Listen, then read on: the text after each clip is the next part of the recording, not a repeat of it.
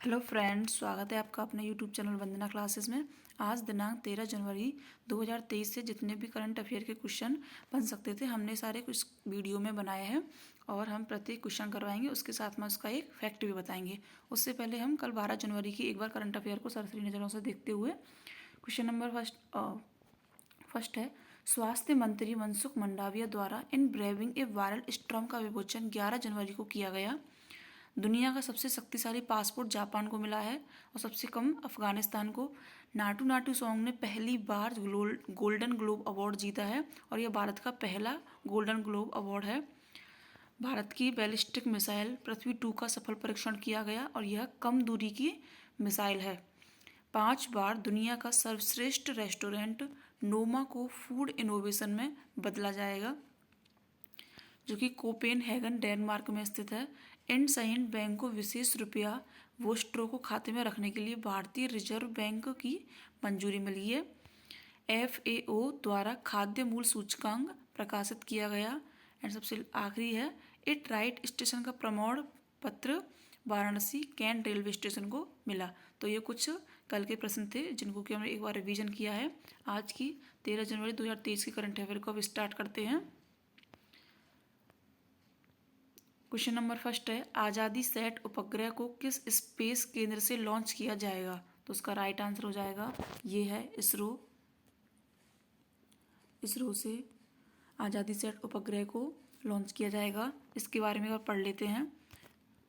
भारतीय सेना अंतरिक्ष अनुसंधान संगठन अपने लॉन्च वाहन से स्पेस किड्स इंडिया का एक उपग्रह लॉन्च करेगा। यह सरकारी स्कूलों की 750 लड़कियों ने बनाया है। इसे 16 जनवरी को लॉन्च किया जाएगा। स्पेस किड्स इंडिया चेन्नई में स्थित अंतरिक्ष तकनीकी स्टार्टअप है। इसको नीति आयोग का समर्थन मिल चुका है और इसका वजन रहेगा 8 किलो और यह 75 फेमटो एक्सपेरिमेंट सेल्फी कैमरों के साथ में इसको निगरानी में बनाया गया है। तो उसका राइट आंसर हो जाएगा, ये है इसरो।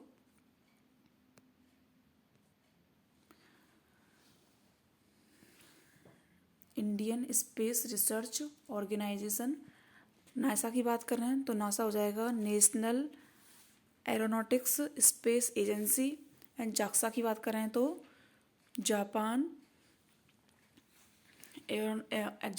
एरोनॉटिक्स एक्सप्लेनेशन एजेंसी हो जाएगा। तो उसका राइट आंसर हो जाएगा इसरो। आगे बढ़ते हैं।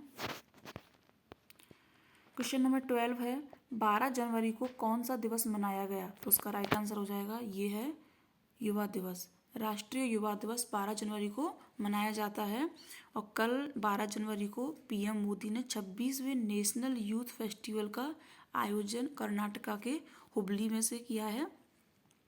प्रथम बार जो राष्ट्रीय युवा दिवस है वो प्रथम बार जो राष्ट्रीय युवा दिवस है उसे 1985 में मनाया गया था और यह है स्वामी विवेकानंद को समर्पित है। स्वामी विवेकानंद की जयंती के उपलक्ष्य में ही युवा दिवस बनाया जाता है। तो उसका राइट आंसर हो जाएगा युवा दिवस। राष्ट्रीय मानव तस्करी की बात करें तो राष्ट्रीय मानव तस्करी को 11 जनवरी को मनाया जाता है और इसे प्रथम बार अमेरिका के तत्कालीन राष्ट्रपति ओबामा ने इसे स्टार्ट किया था। फिलहाल में इसके 50 से अधिक संगठन भी हैं। सेना दिवस 15 जनवरी को मनाया जाता है। इसके प्रेजेंट टाइम पे हेड हो जाएंगे मनोज मुकुंद नरवाड़े। और आर्मी की अगर फुल फॉर्म की बात करते हैं तो अलर्ट रेगुलर मोबिलिटी यंग इसकी फुल फॉर्म हो जाएगी। तो इसलिए इसका राइट आंसर हो जाएगा युवा दिवस। क्वेश्चन नंबर 3 है, भारत का सबसे प्रदूषित शहर कौन सा है? तो उसका राइट आंसर हो जाएगा, ये है दिल्ली। दिल्ली को भारत का सबसे प्रदूषित शहर बताया गया है। सेकंड नंबर पर हो जाएगा फरीदाबाद, जो कि हरियाणा में स्थित है। गाजियाबाद यूपी का जिला है एंड जोधपुर राजस्थान का जिला है। तो सबसे ज़्यादा हो जाएगा प्रदूषित दिल्ली का। और इसको कौन सी संस्था इसको जारी करती है? तो ये है CPCB, केंद्रीय प्रदूषण नियंत्रण बोर्ड द्वारा से इस प्रदूषित शहरों की सूची को जारी किया जाता है। इसका अगर मुख्यालय देख लें तो ये दिल्ली में स्थित है। स्थापना इसकी 22 सितंबर 1974 को हुई थी।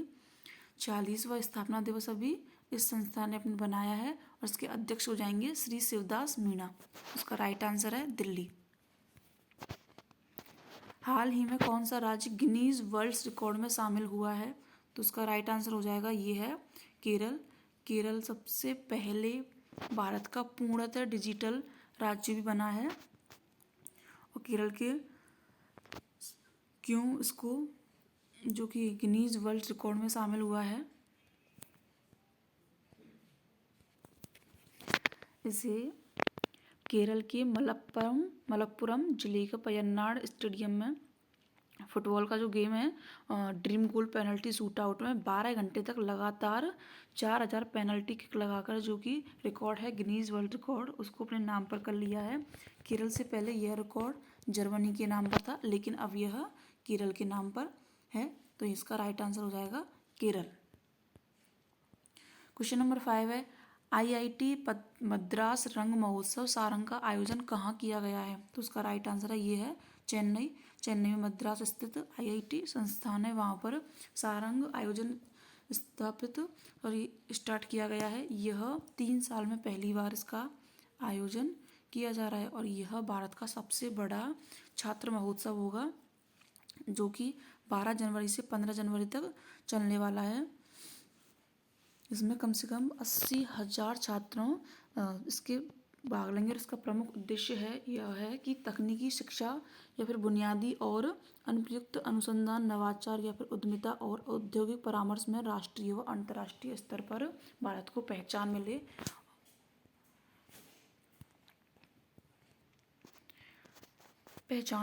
भारत को, तो इसलिए IIT मद्रास रंग महोत्सव सारंग का आयोजन किया जाता है। राष्ट्रीय सड़क सुरक्षा सप्ताह कब मनाया जा रहा है? तो उसका राइट आंसर हो जाएगा ये है 11 से 17 जनवरी।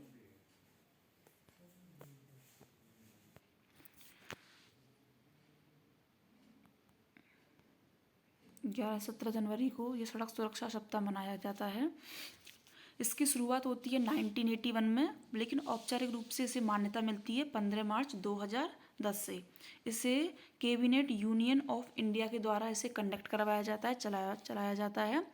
यह 33वां संस्करण था सड़क सुरक्षा दिवस मनाने का।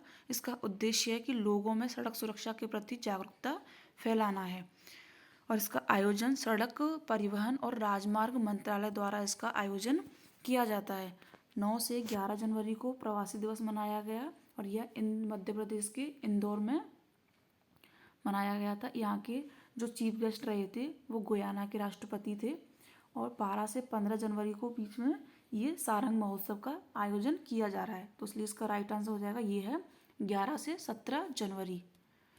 क्वेश्चन नंबर 7 है हाल ही में ब्रिटिश भाषाविद रोनाल्डो ईसर का निधन हो गया, वह कौन थे? तो उसका राइट आंसर हो जाएगा वह शिक्षक थे और द्रविड़ भाषाओं में विशेषज्ञ भी थे।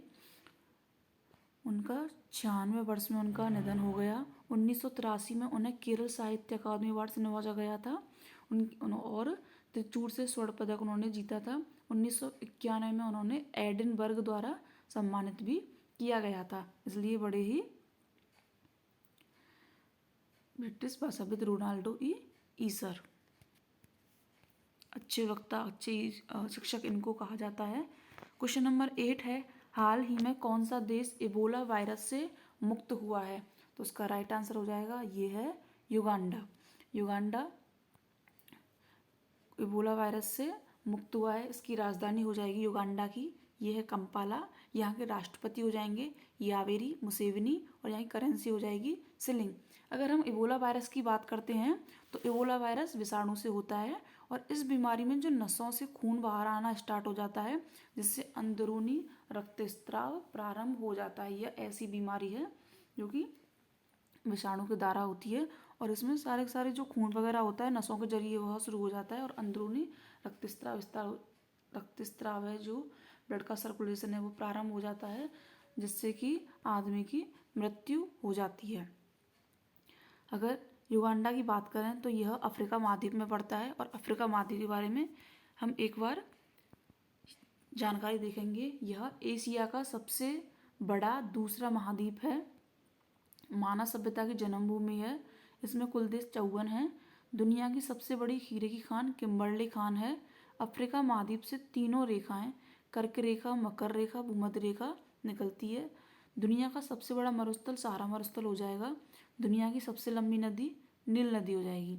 और अफ्रीका का सबसे बड़ा देश अल्जीरिया है, और लेकिन जो कि दुनिया का 10वां है। और सबसे छोटा देश हो जाएगा सेशेल्स। और सबसे ऊंचा पर्वत हो जाएगा तंजानिया में किलिमंजारो। स्वेज नहर व लाल सागर अफ्रीका को एशिया से अलग करती हैं। तो ये कुछ जो इन्फॉर्मेशन थी वो अफ्रीका के बारे में थी। क्वेश्चन नंबर 9 है, भारतीय सड़क संगठन BRO के विदेशी प्रोजेक्ट पर तैनात होने वाली पहली महिला अफसर कौन बनी है? तो उसका राइट आंसर हो जाएगा ये है कैप्टन सुरभि जखमाला, जो कि पहली BRO की सदस्य बनी है, पहली महिला अफसर बनी है वहाँ की BRO भारतीय सड़क संगठन बॉर्डर रोड ऑर्गेनाइजेशन की। ये पहली बार होगा कि जो किसी विदेशी प्रोजेक्ट पर तैनात होने वाली यह पहली महिला हो जाएंगी। और यह 117 रेजिमेंट बटालियन की इंजीनियर अधिकारी हैं।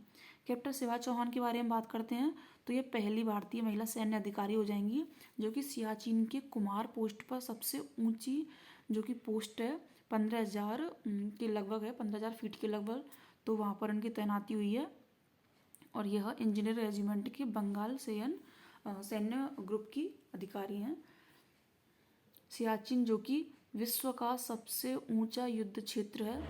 अवनी चतुर्वेदी फाइटर पायलट हैं, जो कि जापान में गॉर्जियन संयुक्त अभ्यास जो कि भारत और जापान के बीच में होता है उसमें भाग लेने वाली पहली भारतीय महिला बन जाएंगी। और यह पहली बार ऐसा है कि जो कोई भारतीय महिला विदेशी धरती पर अपना कोई सुखोई विमान को ये उड़ाएंगी वहाँ पर।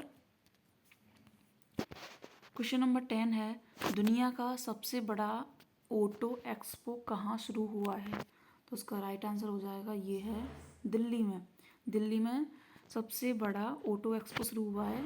यह ऐसा इसमें इसका आयोजन 3 साल के अंतराल पर इसका किया जा रहा है, क्योंकि 2 साल कोरोना और 1 साल इसको 2020 में इसका आयोजन हुआ था। उसके बाद में इसका आयोजन अब हो रहा है 2023 में।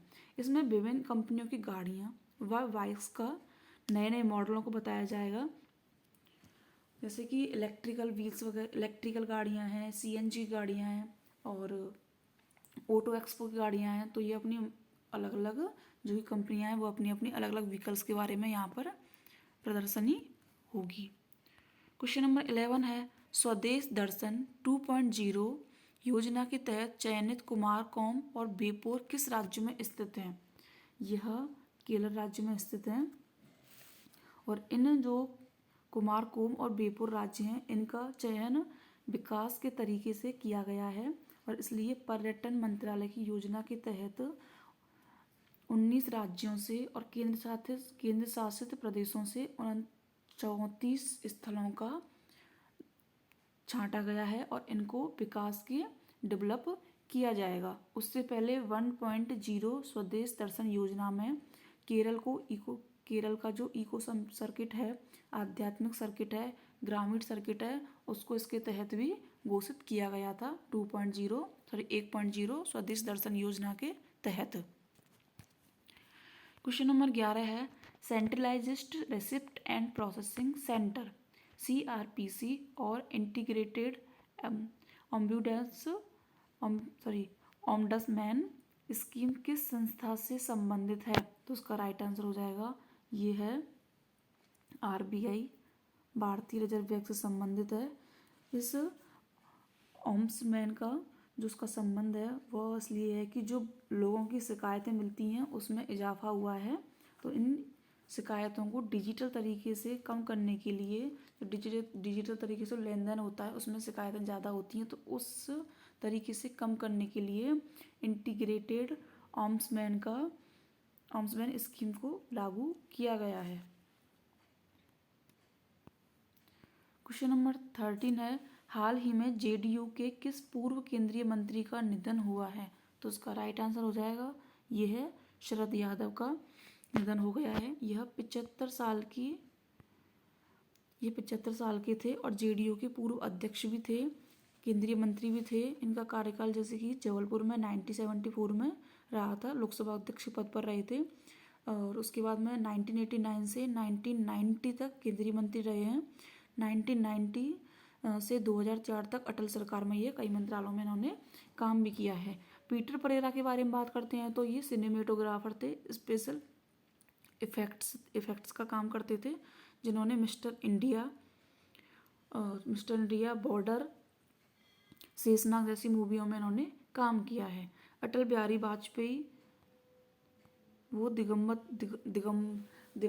आत्मा हैं जो कि 3 बार भारत के प्रधानमंत्री रहे, हिंदी के अच्छे कवि थे, पत्रकार थे और एक अच्छे वक्ता रहे थे। इनको भारत रत्न और भारत पद्म विभूषण से सम्मानित किया गया था। तो उसका राइट आंसर हो जाएगा शरद यादव। आज के प्रश्नों की श्रृंखला को यहीं पर समाप्त करते हैं। आज के जो क्वेश्चन रहे हैं, क्लास रही है, उसमें current affair plus static GK दोनों के ही सवाल हमने करवाए हैं, क्वेश्चन करवाए हैं। तो आप वीडियो को अच्छे से इसको देखें। अगर आपको वीडियो अच्छी लगी हो, हेल्पफुल लगी हो, तो उसको लाइक करें, शेयर करें एंड सब्सक्राइब करें। Thank you for watching this video.